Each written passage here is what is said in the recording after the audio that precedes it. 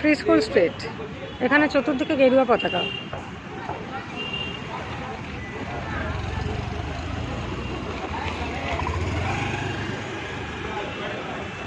যতদূর চোখ যায় গেরুয়া পতাকা।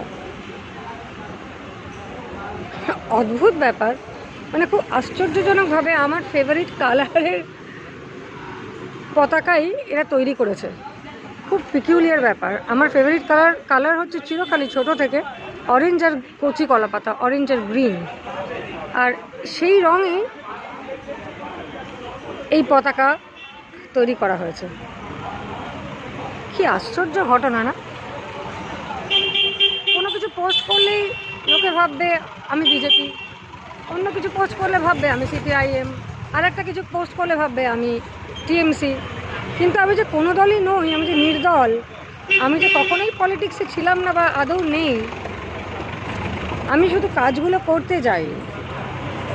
কিন্তু লোকে আমাকে কোনো না কোনো দলের নাম করে সেই দল হয়েই আমাকে ছাড়বে, বেশ মজা লাগে। কিন্তু